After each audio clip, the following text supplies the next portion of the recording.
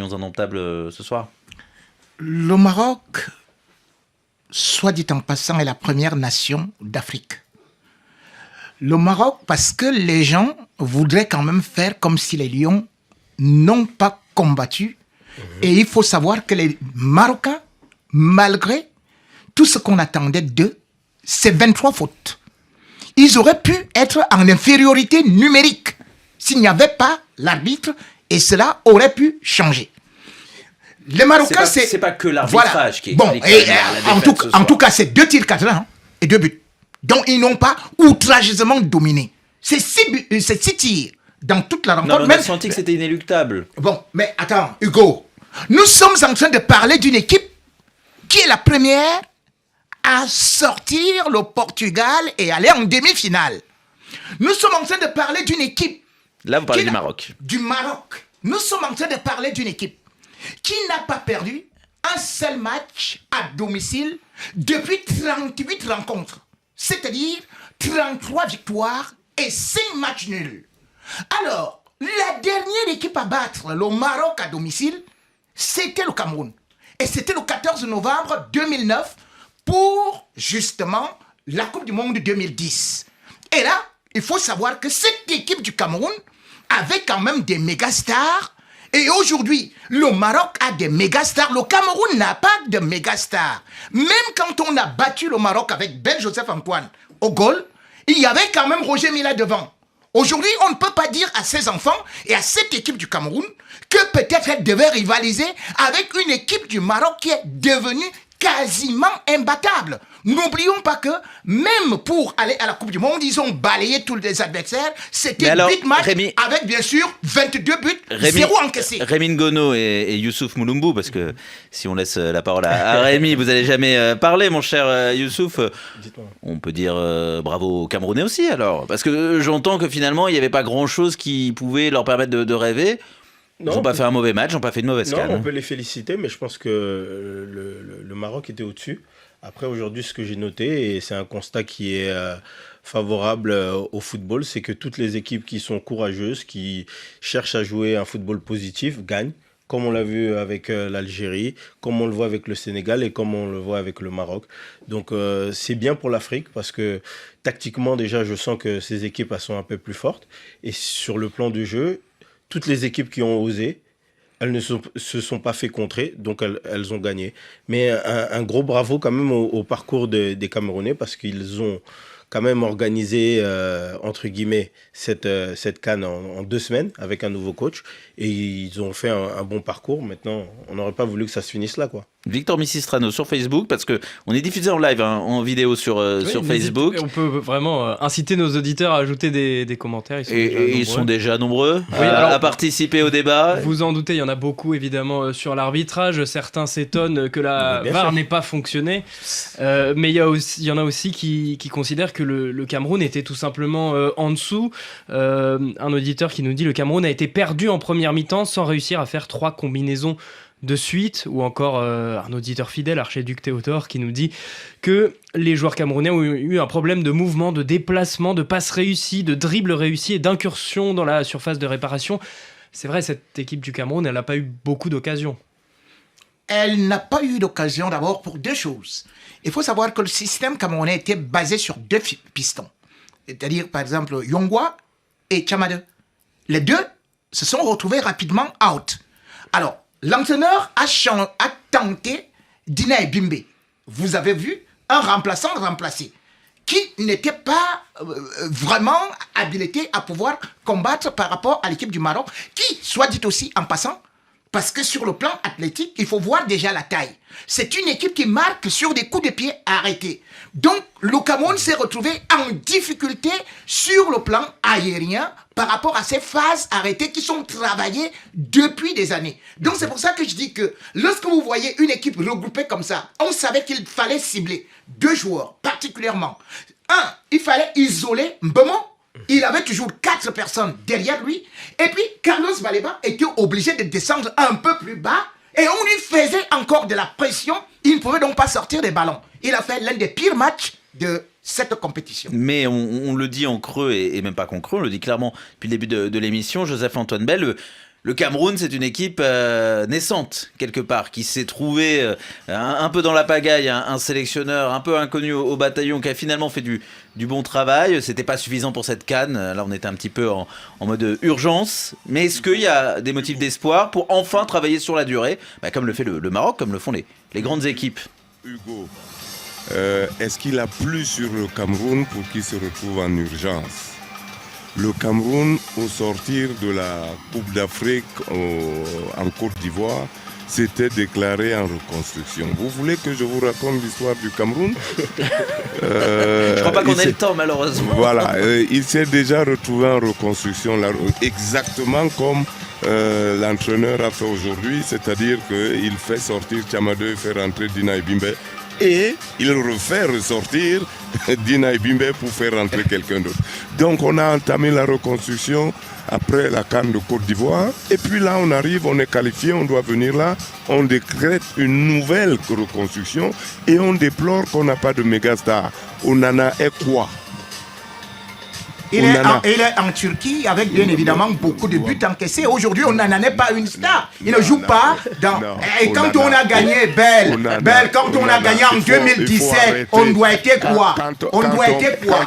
En plus, quand on parle de foot et de gardien de but, je ne veux pas rester à parler avec Rémi Ngolo. Très bien. Je vais partir. Très bien, très bien. On lancera le débat une autre fois. On vous remercie surtout de nous avoir fait vivre et nous avoir fait profiter de vos analyses au Maroc, mon cher Joseph Antoine Bell. Vous continuez à le faire jusqu'à la fin de la Coupe d'Afrique des Nations sur RFI, notre consultant de luxe, grand gardien des Lions indomptables, et qui lui a remporté une CAN dans les années 80 sur les pelouses marocaines. Youssouf Mouloubou, juste un dernier mot. Le Maroc, le premier but, Achraf Hakimi pour la tête d'El Kaabi, et puis Brahim Diaz, 5 buts en 5 matchs, qui marque. Les stars au rendez-vous, les cadres de cette équipe au rendez-vous, et un match référence pour le pays hôte. Première demi-finale depuis 2004. Exactement, on voit qu'ils ont aussi des automatismes, comme l'a dit Rémi, sur les phases de coups de pied arrêtés. Ils ont été très dangereux, ils ont de la taille. Moi, j'aurais voulu que le Cameroun mette un peu plus de présence physique, mais ça n'a pas été le cas. Et aujourd'hui, le Maroc a répondu présent. Ils ont eu un bon pressing pour aller chercher l'adversaire.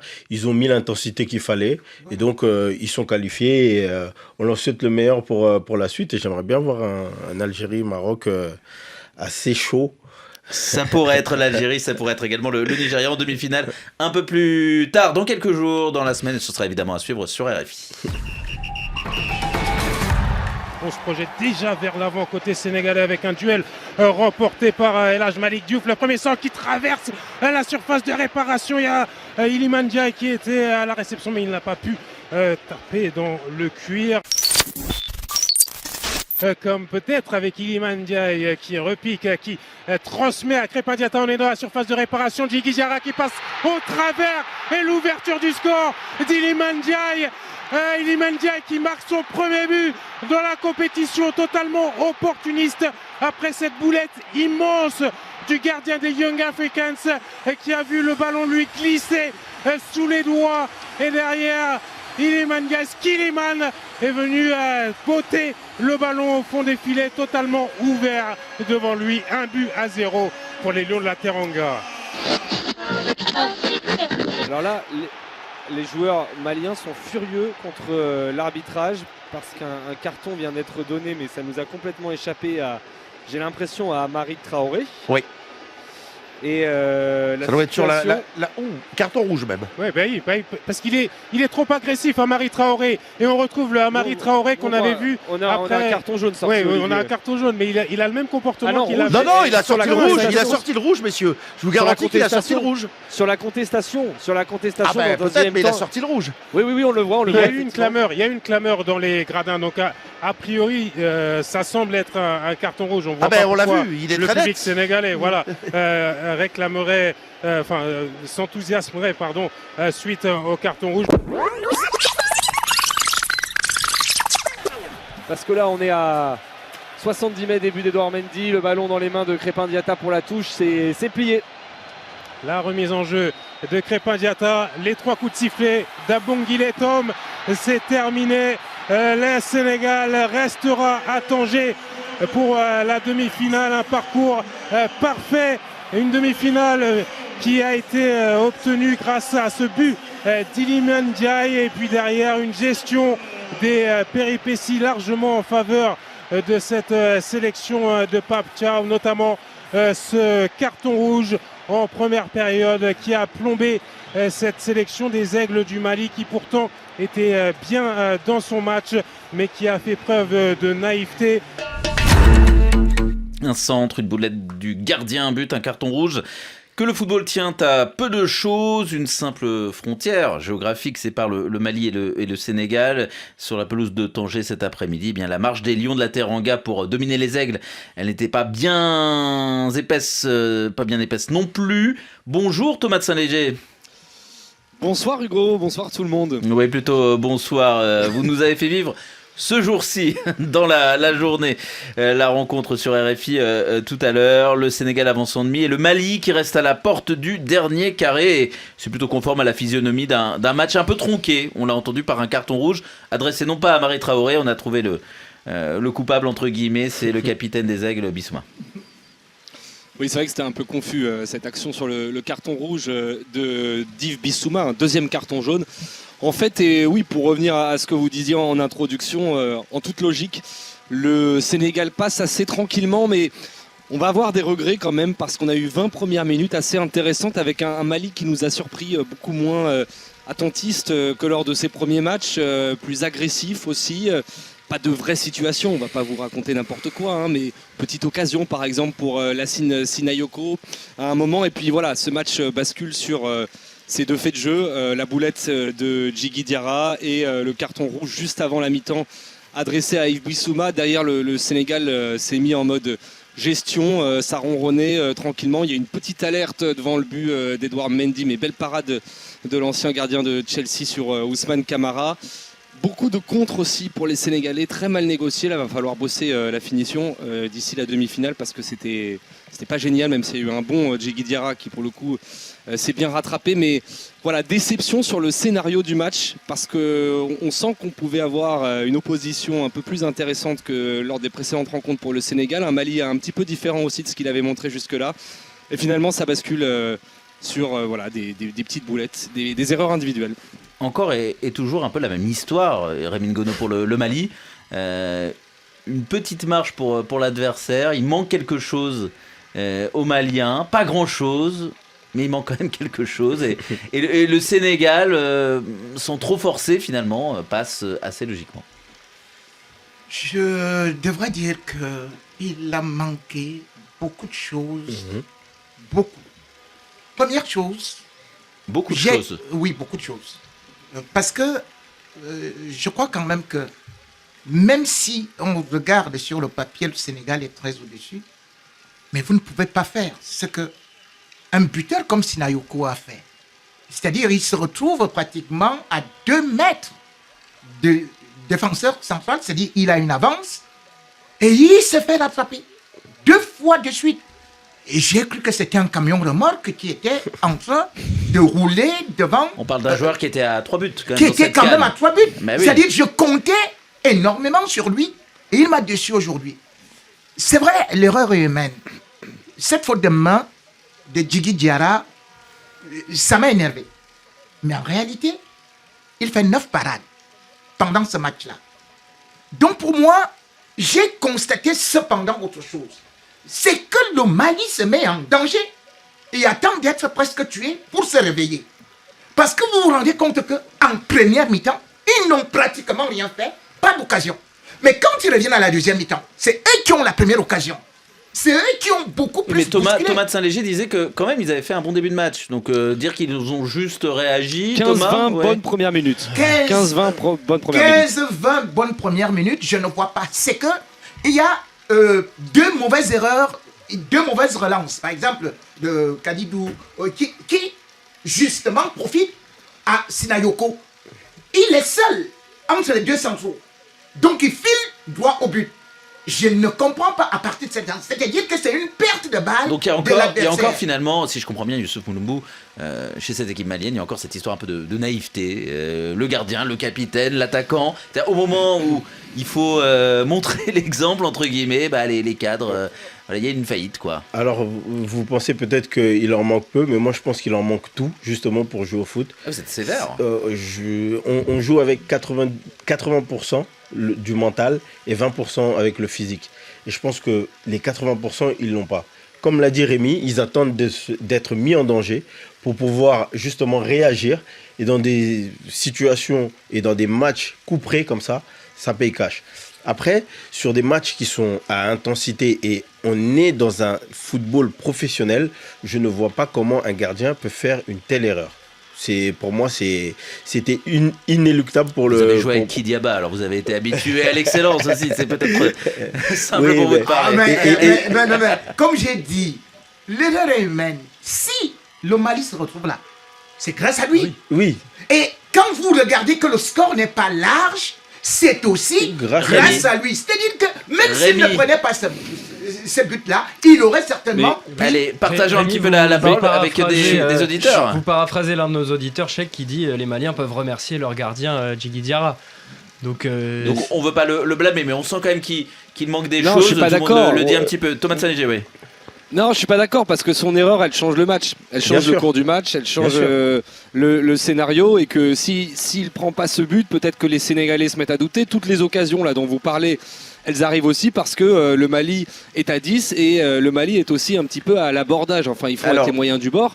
Mais ils se découvrent forcément, ils essayent d'égaliser. Donc évidemment, en contre, il y a des espaces énormes que d'ailleurs, je le disais tout à l'heure, les Sénégalais ont très mal négocié, franchement. Alors justement, parlons un petit peu de ces Sénégalais. Thomas, puisqu'il y a une faillite des cadres maliens, qu'en est-il des cadres sénégalais? Sadio Mané, Koulibaly, Krépin Diatta, Iliman Ndiaye, c'est pas si mal, même si, voilà, on a senti que c'était un petit peu au petit trot quand même. Oui, c'était au petit trot, sans forcer. Vous avez utilisé ce mot-là tout à l'heure. C'est un petit peu ça. Je pense qu'il y a des joueurs qui, dans la lignée de leur compétition, ont fait un bon match. Krépin Diatta était dans les bons coups. Défensivement, il était solide aussi. Il avait des clients. Iliman Ndiaye, ça a été le détonateur. Sadio Mané, par intermittence, un petit peu. Pas très présent. Il disparaissait un petit peu du match, puis il revenait avec ces coups d'éclat dont il nous a déjà habitués, mais c'est pas le grand Sadio Mané non plus. Et puis Kalidou Koulibaly, puisque vous l'avez cité, puisque Rémi en a parlé tout à l'heure, moi je l'ai trouvé plutôt inquiétant. Déjà, il passe pas loin d'un penalty très tôt dans le match. 10e minute, c'est Sinayoko qui s'empale un peu sur lui, mais l'action est scabreuse, dirons-nous. Et puis derrière, il y a cette mauvaise relance. Et évidemment, Sinayoko, je suis d'accord, là pour le coup, il n'avait pas toute sa motricité, enfin tout ce qu'il avait montré dans les matchs précédents. Un peu emprunté. Un peu lent. Je l'ai dit différemment, plus élégamment que Rémi. Non, mais c'est vrai que dans les matchs précédents, faut remettre dans le contexte aussi de l'action. Au moment où elle arrive, Sinayoko, 2 minutes avant, reste longtemps au sol sur le contact justement avec Koulibaly. Et je suis pas sûr qu'il soit à 100%. Beaucoup de Maliens d'ailleurs en première période se sont blessés, ont repris le jeu, finalement sont sortis comme Aïdara. J'ai l'impression que physiquement ils n'étaient pas au point. Le fait de jouer en 8e de finale à 10 contre 11 qui va jusqu'au tir au but. C'est ça, c'est que c'était un peu bis repetita en termes de scénario. Ouais. C'était passé contre la Tunisie, c'est pas passé face au Sénégal. Je vous remercie Thomas de Saint-Léger. Vous remercierez Babacar Diarra qui à vos côtés nous a fait vivre et Nicolas Benita. Et Nicolas Benita évidemment pour les moyens techniques. Mali-Sénégal, c'était un petit peu le match que RFI suivait très très attentivement évidemment aujourd'hui, même si on suivait également les Camerounais. Vous inquiétez pas mon cher Rémi Ngono. Un dernier mot sur les Sénégalais. On a beaucoup parlé des Maliens, mais les Sénégalais passent. Moi je trouve que les Sénégalais étaient en gestion. Ouais, ils ont senti qu'ils avaient l'ascendant sur cette équipe du Mali, donc ils ont géré le match. Pour l'instant, c'est un train qui arrive à l'heure, j'ai l'impression. Exactement. Il n'y a pas grand-chose à dire de plus. Ouais, ils ont senti que ça allait pas être très dangereux de la part du Mali, donc ils ont géré parce que je pense qu'ils se projetaient déjà sur le prochain match. Et je pense que cette équipe va être dangereuse. Elle a gagné en taille patron. Des satisfaits du côté des auditeurs sénégalais qui sont confiants à l'image de Mbaye qui nous dit le Sénégal n'a pas d'adversaire sur ce tournoi, nous sommes là pour préparer le mondial et prendre cette coupe en passant. Et dans quelques jours le Sénégal rencontrera soit l'Égypte soit la Côte d'Ivoire. Ce sera une redite, un remake de la finale de la CAN 2006 Et oui, demain ce sera simplement un quart de finale de l'édition 2025, mais début 2026. Donc voilà, ça fait 20 ans tout pile qui nous séparent de cette finale au Caire. Et devinez qui était là au Caire en 2006 pour disputer cette finale, les deux sélectionneurs actuels. Et oui, Emers Faé d'un côté, Ahmed Hassan de l'autre. C'est un souvenir douloureux pour Faé et les éléphants. De l'autre côté, on s'était imposé au tir au but et on avait lancé une formidable série, à savoir 3 CAN remportées de rang. Ouais, bon, c'est l'Égypte, quoi. Parce que même en 2006, c'était exactement pareil. À la différence qu'ils étaient chez eux. Mais là, l'Égypte, ça a toujours été comme ça. En tout cas, moi, depuis que je les connais, depuis ma première CAN en 2006, j'ai toujours vu une Égypte comme ça. C'est une Égypte qui subit. On a toujours l'impression, dès qu'il y a un contact, qu'on les a amputés. Son football, c'est de déjouer, de punir. Dès qu'ils ont une opportunité. On a regardé l'Égypte version 2025-2026. Mais bon, j'aurais pu remettre les images de 2006, ça aurait été exactement pareil. Sauf que c'est que les joueurs qui changent et le style du maillot qui a changé, mais sinon c'est exactement l'Égypte que j'attendais. On a toujours l'impression qu'ils sont en difficulté et que ça va lâcher, mais ça lâche quasiment jamais. Il faut jamais être en confiance contre cette équipe.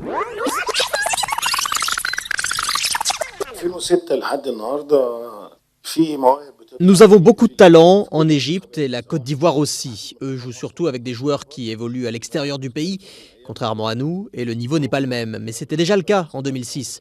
Même si les choses ont beaucoup changé depuis l'époque de Didier Drogba. J'ai gardé de bons amis au sein de cette génération ivoirienne. Cette année, il y aura encore beaucoup de talent sur le terrain, ça ce n'est pas une histoire de génération. Nous avons des joueurs parfaitement adaptés au foot moderne. Nous allons proposer du jeu version 2026 et non 2006. Et ça sera très visible sur le terrain. Oussama Hassan, j'ai écorché le nom du sélectionneur qui fait partie de cette génération dorée des Égyptiens, 3 fois champions d'Afrique, 2006, 2008, 2010, qui étaient pénibles à l'époque, qui ont laissé de mauvais souvenirs a priori à Emers Faé. On les a amputés dès qu'on les touche, et a priori ça n'a pas beaucoup changé, nous dit le sélectionneur ivoirien. De l'autre côté, son homologue dit que non, c'est pas tout à fait vrai. Vous en pensez quoi, et surtout est-ce que c'est un piège, Rémi Ngono, pour les tenants du titre, les Ivoiriens, cette Égypte en quart de finale de la CAN 2025? C'est un gros piège parce que cette Égypte n'est pas comme les autres Égyptes. C'est-à-dire l'Égypte se retrouve pas seulement avec Mohamed Salah, mais plutôt avec Marmouche. Et au-delà de ça aussi, vous avez des Trezeguet. Ils peuvent en faire encore d'autres pistons, enfin d'autres fléchettes. C'est pour ça que l'Égypte aujourd'hui est une équipe qui ne se croqueville pas tout simplement pour attendre, mais une équipe qui peut vous faire mal, que ce soit en phase de transition ou même en phase de possession. C'est pour ça que cette Égypte-là, aujourd'hui, peut être une équipe joueuse. Mais elle a aussi perdu seulement sur le plan de l'assise défensive. Parce que généralement, avec l'Égypte, on savait que vous aurez la balle, vous allez faire tout ce que vous voulez, et tout ça. Et puis l'Égypte, une seule petite occasion, elle vous marque le but, et vous revenez sur cette Égypte-là, vous ne parvenez pas à remporter. D'ailleurs, un proverbe africain, et comme même français, disait toujours que ça ne sert à rien de frapper sur un fer qui est froid. Donc, c'était ça l'Égypte. Moi, aujourd'hui, l'Égypte, c'est un fer chaud. Donc, rapidement, aussi vrai qu'ils peuvent vous faire mal, transpercer la défense, aussi vrai leur défense peut être transpercée. Et si on regarde aussi le côté de la Côte d'Ivoire, certes, les équipes qui ont souvent gagné n'ont pas réussi de pouvoir aller un peu plus loin. Mais l'Égypte comme l'Égypte, justement. Mais si on regarde quand même aussi, pour les 10 dernières CAN, voire ceci et cela, vous voyez que sur les 5 dernières, la Côte d'Ivoire a peut-être 2. Ce qui signifie que c'est une équipe qui est beaucoup plus en progression constante que l'Égypte. Parce que la Côte d'Ivoire, on va pas refaire l'histoire, mais d'il y a 2 ans, c'est un miracle, tout simplement, et permanent, notamment face à la RDC. Je suis désolé, mon cher Youssouf. C'est beaucoup moins vrai maintenant. Emers Faé, le pompier de service, c'est devenu un vrai patron d'une équipe, d'une mécanique qui roule parfaitement huilée, et qui, pour l'instant, un peu comme le Sénégal, a l'air de dérouler tranquillement, avec au passage un groupe compliqué, celui du Cameroun. Exactement. Donc, Qu'est-ce qu'on attend demain? Que la Côte d'Ivoire assume son statut? Alors justement, premier piège et premier vrai test. Non, mais je rejoins ce que Rémi a dit, ça peut être un véritable piège, parce que l'Égypte de 2006 n'est pas celle de 2026, avec Marmouche, Trezeguet, Mohamed et Salah. Ça va très vite devant. La Côte d'Ivoire a des individualités qui sont aussi très fortes, Diomandé, Hamad. Donc offensivement, il y a pas de souci. Après, c'est plus défensivement pour l'Égypte où on peut se poser des questions de savoir comment justement elle va répondre aux questions que vont lui poser cette attaque de la Côte d'Ivoire. Mais je vois Vous la Côte pensez que les d'Ivoire, éléphants quand vont y même, arriver? ouais, je vois sur le plan de vue psychologique et le fait aussi qu'ils soient détenants en titre, je les vois avoir un aspect assez positif sur ce match-là. Victor Missistrano des supporters ivoiriens sur notre page Facebook. Supporter ou pas, en tout cas, on est impressionné dans le chat. On a un auditeur, June, qui nous dit les Ivoiriens sont l'équipe la plus surprenante de cette CAN. Un autre auditeur nous parle du collectif ivoirien qui fait vraiment ses preuves. Voilà, il n'y a pas forcément que des individualités, mais c'est une équipe qui tourne bien, cette équipe des éléphants. Et avant Égypte-Côte d'Ivoire à Agadir, il y aura Algérie-Nigeria à 16h. Tour universel demain du côté de Marrakech. Également à suivre en direct en intégralité sur RFI. Et petite consolation pour les Maliens qui nous écoutent, un aigle pourrait rejoindre le dernier carré, mais avec les super aigles, les super Eagles. Eric Schell sur le banc du Nigeria. Il peut s'appuyer sur une attaque de feu. Osimhen, Lookman. 12 buts inscrits depuis le début de la CAN en tout. Personne ne dit mieux sur le plan collectif. Mais Eric Schell, lui, il le dit franchement, il se contenterait d'un peu moins. Le but, c'est de passer en demi-finale. Peut-être que ça sera un match où il y aura beaucoup de buts, c'est difficile à prédire. Je veux juste rester fidèle à notre projet de jeu jusqu'à maintenant, à notre identité, à mes joueurs aussi. Alors si on doit gagner en marquant beaucoup de buts, on le fera. Mais si on doit jouer prudemment pour conserver notre avantage, on le fera aussi. Ça va être un grand match entre deux grandes équipes et je peux vous assurer que la motivation et l'état d'esprit nécessaires sont bien là dans le groupe. Et peut-être qu'à la fin, ça se terminera bien pour nous.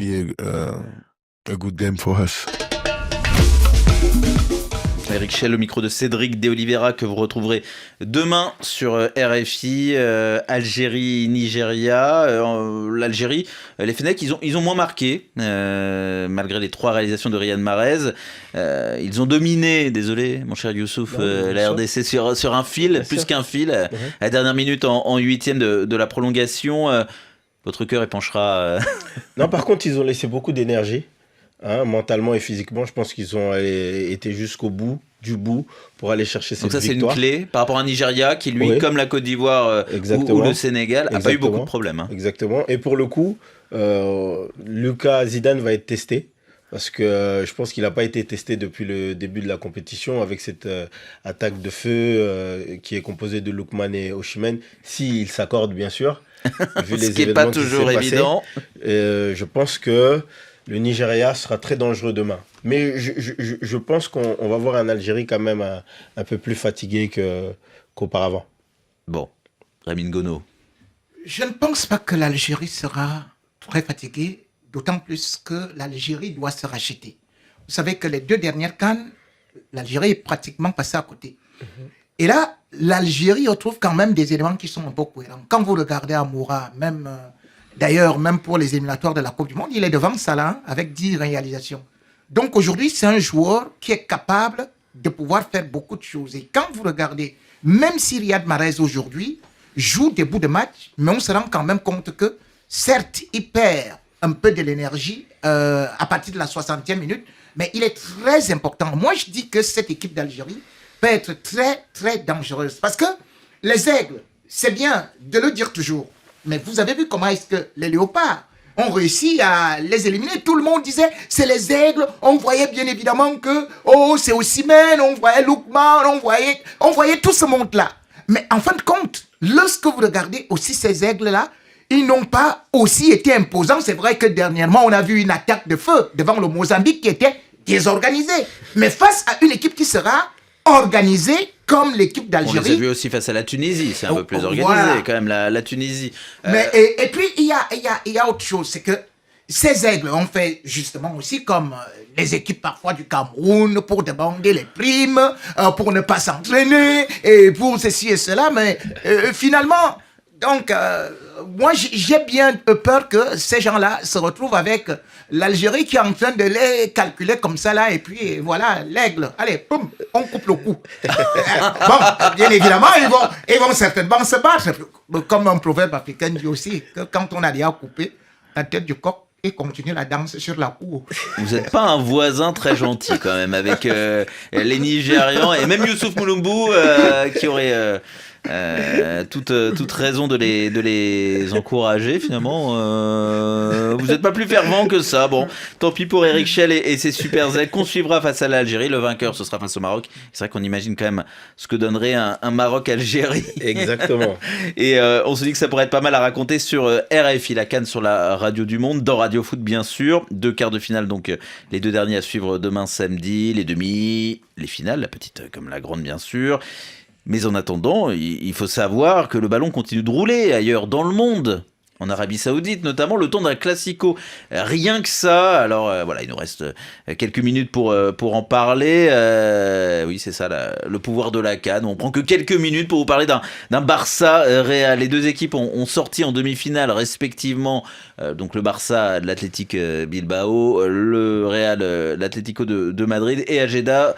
Ce sera dimanche en finale de la Supercoupe d'Espagne. Voilà, 2e classico de la saison. Le premier avait été remporté au Bernabéu par le Real, 2-1. Il y en aura un autre en mai, du côté du Camp Nou. Rémi Ngono, on se dit que c'est un peu plus qu'une Supercoupe d'Espagne, parce qu'on s'en fiche un petit peu de ce trophée. C'est véritablement le coup d'envoi d'une 2e partie de saison qui s'annonce palpitante. Pour l'instant, le Barça est en tête en Liga, mais le Real n'a pas dit son dernier mot. Les 2 équipes sont assez en forme, elles enchaînent les victoires, surtout le Barça depuis fin novembre. Et puis, il y a la Ligue des Champions. Bref, on se dit qu'il faut le suivre, ce classico de dimanche. Oui, ce sera très intéressant dans la mesure où chaque équipe veut se venger.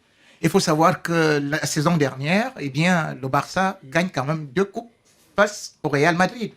Et là, le Barça, qui était habitué déjà à venir humilier le Real à domicile, se fait quand même battre et surtout même humilier, parce que la façon qu'on a vu le Real jouer.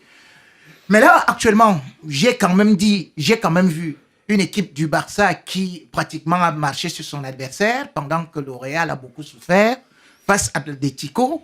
C'est vrai aussi que le Real était privé de Kylian Mbappé qui a voyagé. Donc, c'est un match qui sera très équilibré, très engagé parce que aujourd'hui, les trophées sont très importants et aucun classico n'est à négliger. On le dit pas souvent, mais le calendrier est relativement bien fait. On peut le dire cette fois, parce que au moins les fans en Afrique, ils n'auront pas à choisir entre la CAN et un classico. Donc on imagine qu'ils vont pouvoir faire une petite pause dans la CAN pour aller suivre ça. Youssouf Mulumbu, vous voyez comment vous ce Barça Real, ce Real Barça qui lance un petit peu quand même la 2e partie de saison. L'année dernière, le Barça a fait carton plein. Donc je pense que le Real a à cœur de se venger tout simplement. Et ça va mieux, on a l'impression. Exactement, c'est ce que j'allais dire, ça va mieux. Rodrigo qui retrouve des couleurs, Valverde aussi qui retrouve des couleurs. Il commence à... la mayonnaise. Et Vinicius qui n'a pas marqué depuis 18 matchs. La mayonnaise qui commence à prendre. Donc je pense que avantage Real quand même. Vu que Xavier Barré n'est pas là, donc voilà, je vais en profiter pour dire avantage Real. Ça va falloir qu'on rééquilibre les forces dans le café des sports là. Ce tapis rouge déroulé à Rémi Ngono, ça ne va pas du tout. Peut-être du rééquilibrage sur notre page Facebook, parce que j'imagine que un classico, ça fait réagir. Exactement, vous imaginez. Justement, on a Robson qui vous contredit, puisqu'il nous dit le Barça va refaire ce qu'ils avaient fait l'année dernière. Alors, il y a beaucoup d'auditeurs aussi qui s'interrogent quant à la présence.